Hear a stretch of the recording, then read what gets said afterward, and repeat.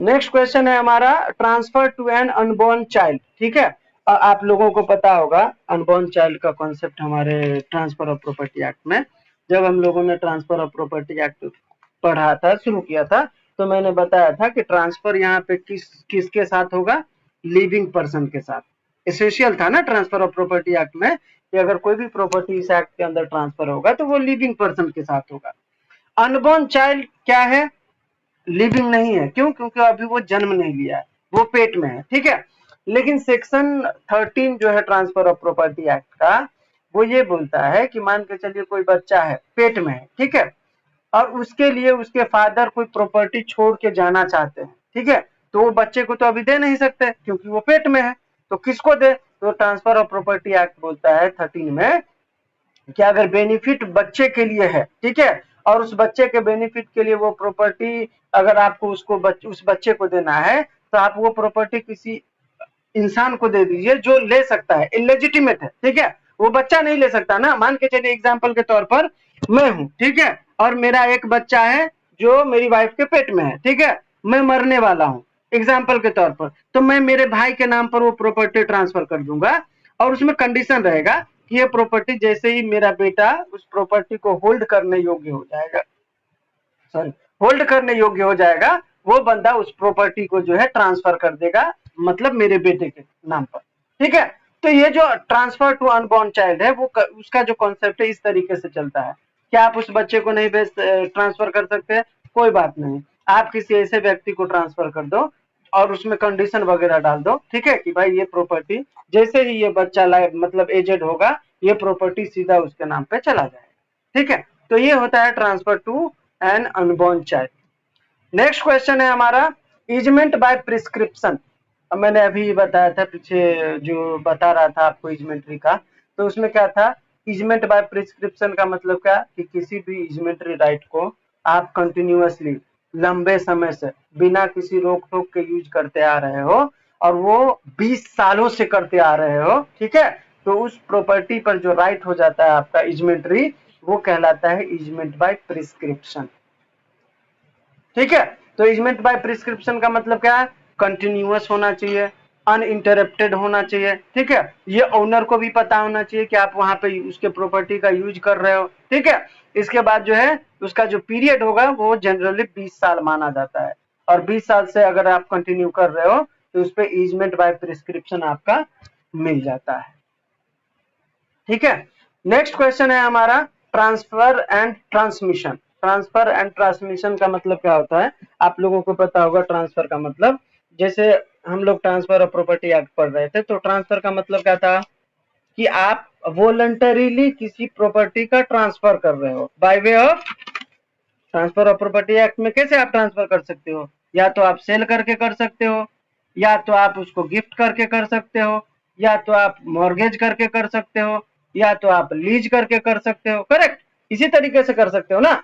लेकिन वहां पे कैसे करते हो, वॉलंटरीली। अगर मुझे कोई प्रॉपर्टी बेचना है तो मैं उसको सेल एग्रीमेंट बना के ट्रांसफर करूंगा, किसी को गिफ्ट करना है तो मैं सामने से सिग्नेचर करूंगा वगैरह वगैरह सब करके सामने से दे दूंगा। ठीक है, तो ट्रांसफर का मतलब है वॉलंटरीली ट्रांसफर होता है, आप अपने स्वेच्छा से किसी पर्टिकुलर इंसान के नाम पर वो प्रॉपर्टी ट्रांसफर करते हो, चाहे वो सेल करो, चाहे वो गिफ्ट करो, चाहे वो एक्सचेंज करो, चाहे वो मॉर्गेज करो।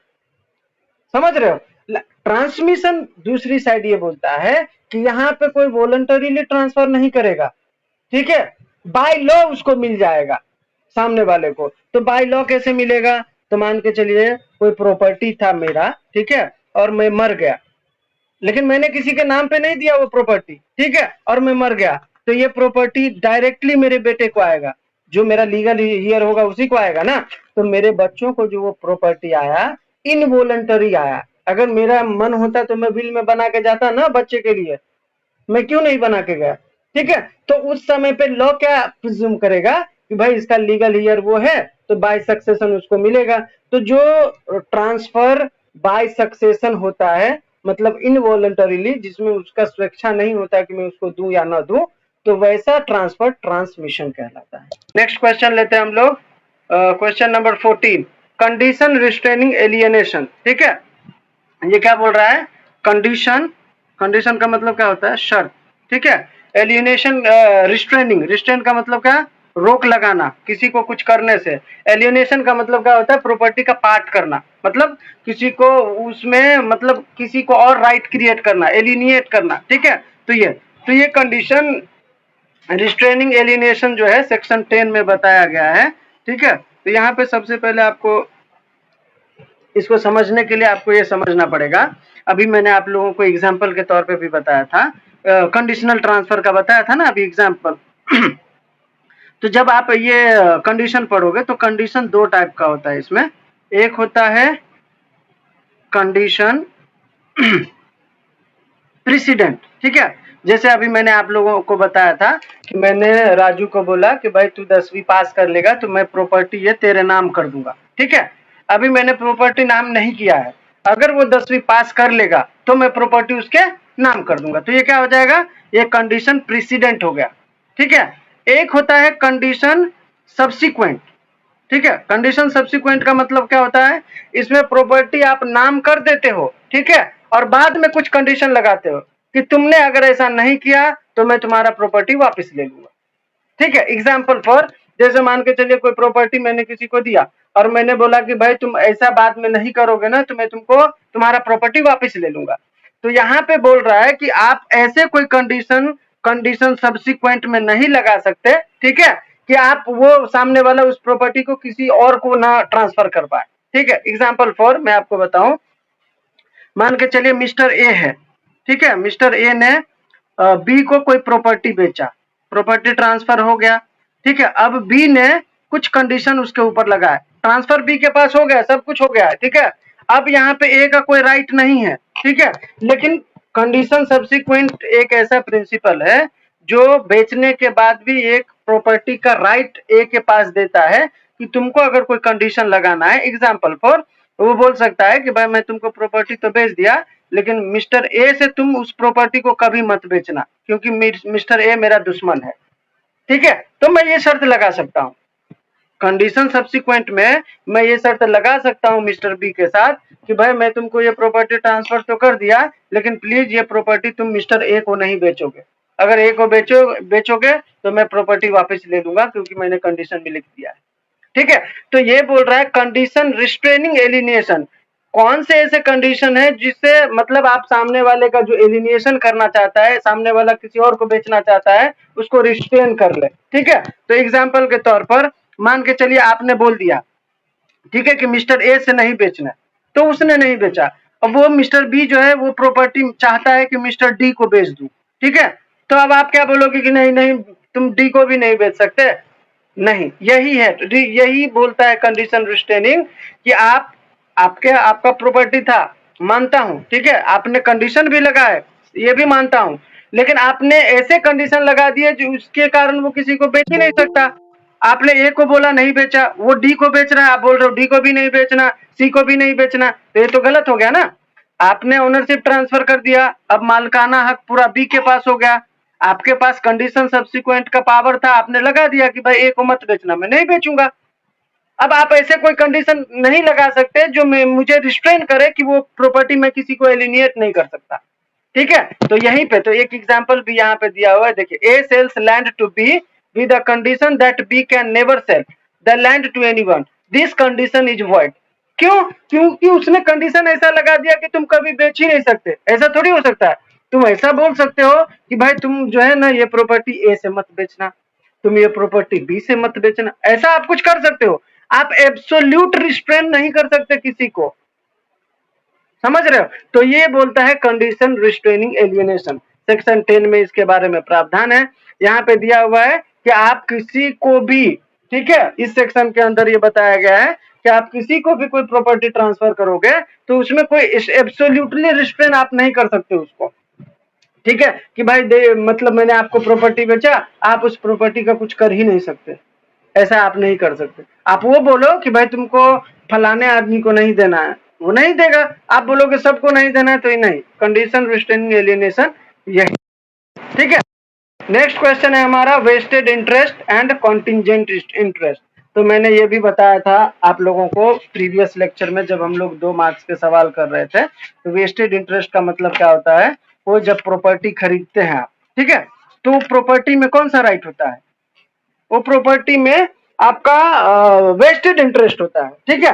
तो देखिए, वेस्टेड इंटरेस्ट का मतलब होता है किसी व्यक्ति का राइट या बेनिफिट गारंटीड होना उस प्रॉपर्टी में, ठीक है, भले ही वो प्रॉपर्टी उसके पोजीशन में बाद में आने वाला हो। एग्जाम्पल फॉर, मैंने कोई प्रॉपर्टी खरीदी, ठीक है, और वो प्रॉपर्टी का पोजीशन मुझे आया मिला नहीं है, लेकिन मैंने सारे पैसे वगैरह दे दिए, उसका ओनरशिप भी आ गया, ठीक है, लेकिन मैंने उसने बोला कि भाई मैं ये प्रॉपर्टी ना 3 दिन में खाली कर दूंगा, ठीक है, या 1 महीने में खाली कर दूंगा, या 2 महीने में खाली कर दूंगा, ठीक है, लेकिन पूरा प्रॉपर्टी का सौदा हो गया है, सिर्फ पोजीशन बाकी है, ठीक है। तो अब वो जो मान के चलिए वो प्रॉपर्टी उसने किसी को भाड़े पे दे दिया, ठीक है, तो वो भाड़ा वो क्लेम कर लेगा, क्यों? क्योंकि उसका पूरा राइट था उस प्रॉपर्टी पे, भले ही पोजीशन किसी और का रहा हो, ठीक है। अगर उस प्रॉपर्टी पे उसने किसी भी तरीके का जो है नुकसान पहुंचाया है, तो वो उससे क्लेम कर सकता है, क्यों? क्योंकि भले ही पोजीशन उसका नहीं है, लेकिन ओनरशिप पूरा प्रॉपर्टी का उसके पास है, ठीक है। तो ये होता है आपका वेस्टेड इंटरेस्ट, मतलब किसी प्रॉपर्टी में भले पोजीशन आपका नहीं है, लेकिन उस पे ओनरशिप आपका होगा। समझ में आया? इसके बाद है आपका कौन सा? Contingent interest. कॉन्टिंजेंट का मतलब कंडीशनल, हमेशा याद रखना, कॉन्टिंजेंट का मतलब होता है कंडीशनल। कुछ ऐसा होगा तभी उसका राइट क्रिएट होगा, इंटरेस्ट क्रिएट होगा, नहीं होगा तो वो इंटरेस्ट क्रिएट नहीं होगा, सिंपल। तो कॉन्टिंजेंट इंटरेस्ट में किसी प्रॉपर्टी के साथ कोई ऐसा फ्यूचर मतलब इवेंट का मतलब होगा तभी उसमें उसका इंटरेस्ट जगेगा, नहीं तो वो इंटरेस्ट उसका नहीं मिलेगा, ठीक है। तो ये हो गया आपका कॉन्टिंजेंट इंटरेस्ट और वेस्टेड इंटरेस्ट। नेक्स्ट है आपका differentiate between sale and contract for sale, ठीक है। देखिए, सेल का मतलब क्या होता है? आपने किसी को बेच दिया।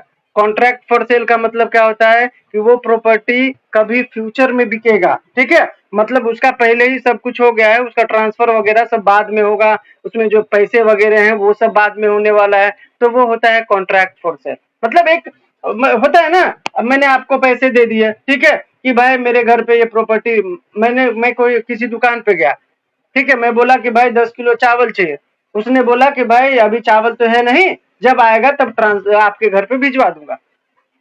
अगर वहां पे चावल होता तो मैं तुरंत खरीद लेता, तो वो मुझे सेल कर देता, वो सेल हो जाता, ठीक है। अब उसके पास चावल है नहीं, वो मंगवाएगा, ठीक है, अपने स्टाफ को बोलेगा, फिर वो मेरे घर पे देगा, लेकिन मैंने उसके दुकान पर जाके उसको पैसे पहले दे दिए थे, ठीक है। तो वो जो मुझे प्रॉपर्टी बाद में घर पे ट्रांसफर करेगा वो कहलाएगा कॉन्ट्रैक्ट फॉर सेल, ठीक है। तो सेल में क्या होता है, सब कुछ ओनरशिप वगैरह सब एक साथ ही ट्रांसफर हो जाता है, ठीक है। लेकिन कॉन्ट्रैक्ट फॉर सेल में एग्रीमेंट तो हो जाता है, ठीक है, लेकिन वो जो ट्रांसफर वगैरह सब होता है वो तुरंत नहीं होता, ठीक है, वो बाद में होता है, जब सब कुछ हो जाता है तब बाद में ट्रांसफर किया जाता है, फ्यूचर में होता है ऐसा। तो कॉन्ट्रैक्ट फॉर सेल फ्यूचर के लिए है, और सेल का मतलब इमीडिएट, हैंड टू हैंड।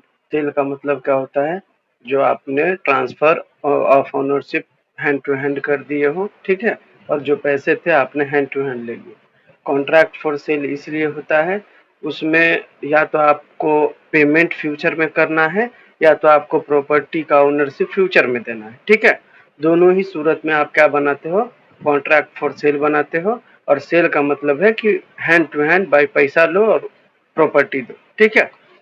17वां सवाल था हमारा राइट ऑफ अ मॉर्गेजर, ठीक है। मॉर्गेजर के अधिकार के बारे में आपसे पूछा जा रहा है। तो सबसे पहले आपको ये समझना पड़ेगा कि मॉर्गेजर कौन होता है, ठीक है। मॉर्गेजर कौन होता है? जो लोन लेता है, ठीक है, और जो लोन देता है वो मॉर्गेजी कहलाता है, ठीक है। तो आपसे पूछा जा रहा है कि लोन जो लेता है किसी से, उस लेने वाले के पास क्या क्या अधिकार होता है। तो सबसे पहला होता है राइट टू रिडम्पशन। रिडम्पशन का मतलब क्या होता है? प्रॉपर्टी वापस लेना, ठीक है। अगर आपने कोई प्रॉपर्टी देके लोन लिया है तो आप उसको उस लोन अमाउंट को चुकाओ और अपनी प्रॉपर्टी को रिडीम कर लो। रिडीम का मतलब वापस ले लो, ठीक है। तो आप अपने प्रॉपर्टी को वापस लेने का पूरा अधिकार रखते हो अगर आपने लोन अमाउंट चुकता कर दिए तो, ठीक है। दूसरा है राइट टू पोजेशन। जैसे ही आप लोन अमाउंट रिपे करोगे, आपको अपने प्रॉपर्टी का पोजेशन लेने का पूरा अधिकार हो जाता है। इसके बाद है तीसरा right to accession. Right to accession का मतलब क्या होता है कि जैसे मैंने कोई प्रॉपर्टी गिरवी रखा था, ठीक है, किसी बैंक को, तो बैंक ने उस घर में कोई अगर छोटी मोटी मरम्मत कराई हो, कहीं से पानी लीकेज हुआ हो तो वहां पे कुछ मरम्मत कराया हो, तो छोटा मोटा जो इम्प्रूवमेंट किया जाता है मॉर्गेजी के द्वारा, जो उस घर को कब्जे में रखा है, ठीक है, किसी लोन के अगेंस्ट, तो ये उसकी ड्यूटी हो जाती है। ठीक है, तो इसका मतलब ये नहीं है कि उसने कोई खर्च किए छोटे मोटे काम के लिए तो वो पैसा ये मॉर्गेजर से वसूलेगा, नहीं, वो राइट हो जाता है। अगर आपने कोई प्रॉपर्टी गिरवी रखी है आपके पास, ठीक है, किसी की, तो उसमें अगर इम्प्रूवमेंट होता है तो वो इम्प्रूवमेंट आप क्लेम नहीं कर सकते, क्योंकि वो एक्सेशन का राइट मॉर्गेजर के पास होता है। ठीक है, वो आपको छोटे मोटे अमाउंट नहीं देगा। नेक्स्ट है right to inspect and production of document. कोई भी प्रॉपर्टी को जब आप लोन पे लेते हो और आप उसके लिए प्रॉपर्टी देते हो, ठीक है, जैसे मान के चलिए मैंने किसी बैंक से लोन लिया, ठीक है, और उस लोन के बदले कोई प्रॉपर्टी उनके यहाँ पर रखी, तो जब भी मुझे लगेगा कि नहीं यार मेरा डॉक्यूमेंट कहीं वो लोग वो फर्ज ना कर दे, ठीक है, या कोई कहीं मतलब घुमा न दे, तो आप चाहो तो उस प्रॉपर्टी के पेपर को, डॉक्यूमेंट को आप इंस्पेक्ट कर सकते हो, देख सकते हो। ठीक है, ये भी आपका अधिकार है राइट टू इंस्पेक्ट का। पांचवा है राइट टू लीज। ठीक है, अगर कोई भी प्रॉपर्टी आपके ही पास है, सिर्फ डॉक्यूमेंट सामने वाले को दिए हो और उसके बदले आपने लोन लिया है, तो उस प्रॉपर्टी को आप लीज पे भी चढ़ा सकते हो, उसका भाड़ा वाड़ा भी ले सकते हो, तो ये भी आपका अधिकार होता है। किसका? राइट टू मॉर्गेजर का। ठीक है, नेक्स्ट क्वेश्चन है आपका right of a seller. Seller का मतलब कौन होता है? जो प्रॉपर्टी बेचता है। ठीक है, तो उसके पास क्या अधिकार होता है? तो सबसे पहला है right to rent and profit. मतलब मैंने कोई प्रॉपर्टी आपसे बेची, ठीक है, और आपने अभी तक मुझे पैसे दिए नहीं है, ठीक है, और मैंने आपको ट्रांसफर नहीं किया है ओनरशिप, ठीक है, तो मैं उस प्रॉपर्टी में जो भी रेंट वेंट अगर आ रहा होगा तो तब तक मैं ही वो रखूंगा, उस पे मेरा अधिकार होगा। जब तक ओनरशिप ट्रांसफर नहीं होगा तब तक उस पे मैं रेंट वेंट वसूल सकता हूँ, ये मेरा अधिकार है। तो ये हो गया right to rent and profit. दूसरा है right to lien. Right to lien का मतलब है कि आपने कोई प्रॉपर्टी खरीदी, ठीक है, और मैंने बेची थी, अभी आपने हमारे को पूरा अमाउंट दिया नहीं है, ठीक है, तो जो अमाउंट बाकी है, मान के चलिए 50 लाख में डील हुआ था, ठीक है, उसमें 10 लाख बाकी है, तो मैं उस पर आपसे इंटरेस्ट भी ले सकता हूँ, चार्ज भी ले सकता हूँ, ठीक है, तो वो जो अनपेड अमाउंट होता है उस पे लीन वसूलने का अधिकार भी आपके पास होता है। किसके पास?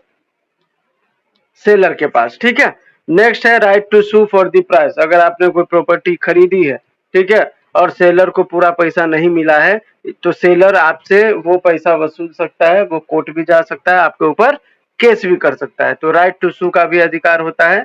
नेक्स्ट है right to interest and damages. ठीक है, कोई भी प्रॉपर्टी जो है किसी ने खरीदा और उसने कुछ पैसे नहीं दिए या कॉन्ट्रैक्ट को ब्रीच कर दिया किसी तरीके से, ठीक है, तो उस कॉन्ट्रैक्ट को ब्रीच करने का भी क्लेम वो कर सकता है आपसे विद इंटरेस्ट। ठीक है, तो right to interest and damages भी सेलर के पास होता है। 19वां सवाल है मार्शलिंग सिक्योरिटी। मार्शलिंग सिक्योरिटी क्या होता है, इसको एक एग्जांपल के साथ समझते हैं। मान के चले मिस्टर ए है, ठीक है, उसके पास 3 जगह प्रॉपर्टी है, बोरीवली में, ठीक है, दूसरा है अंधेरी में, और तीसरा है उसका मलाड में। ठीक है, 3 जगह प्रॉपर्टी है मिस्टर ए के पास।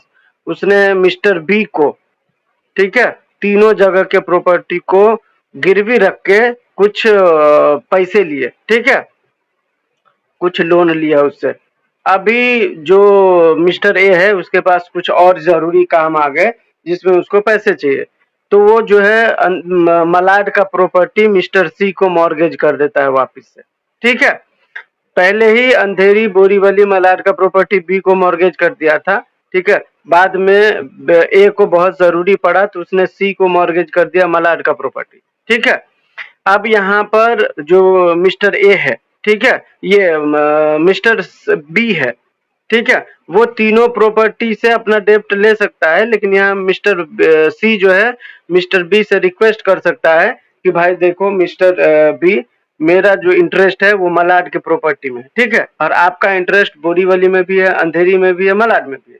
तो अगर आपको कोई मतलब अपना डेप्ट वसूलना है, लोन वसूलना है, तो सबसे पहले आप बोरीवली को बेचना, अंधेरी को बेचना, ठीक है, अगर फिर भी आपका लोन का अमाउंट जो है वसूल ना हो तब आना मलाड पे।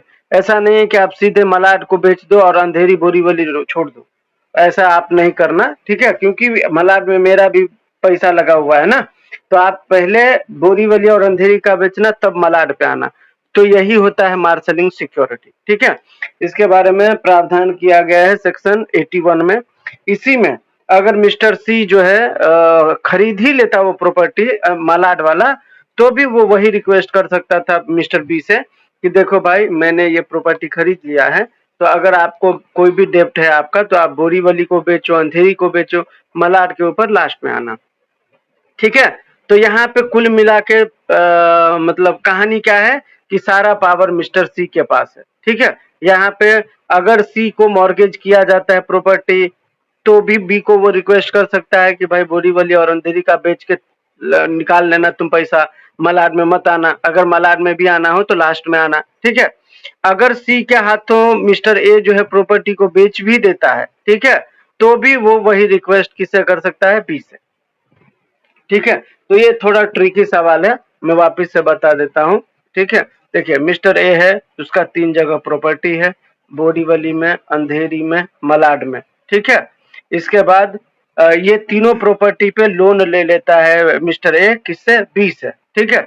बाद में मिस्टर ए को वापिस से लोन की जरूरत पड़ती है, तो वो मलाड के प्रॉपर्टी को मॉर्गेज कर देता है, किससे, सी से। पहले बी से किया था मॉर्गेज तीनों प्रॉपर्टी को, अभी सी से मॉर्गेज करके वो अमाउंट ले रहा है, ठीक है। तो अब यहाँ पे सी का भी इंटरेस्ट क्रिएट होगा मलाड में, और बी का तो पहले से था ही।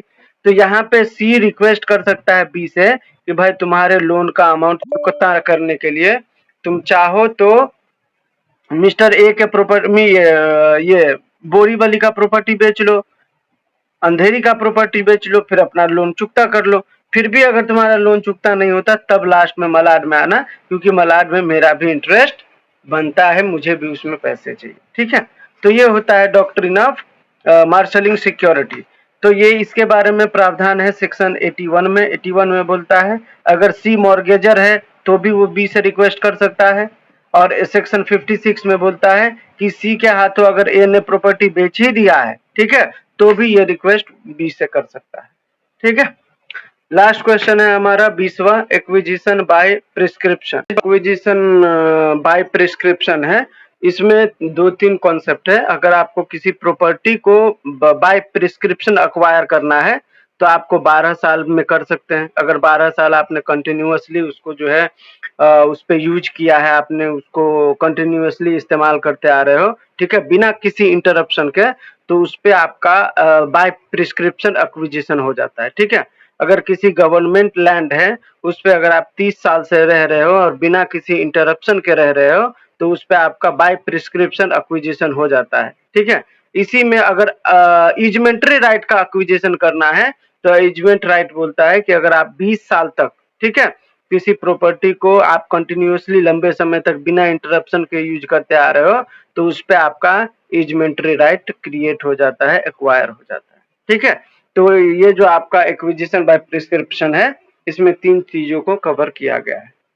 तो उम्मीद है आपको ये सारे सवाल समझ में आए होंगे।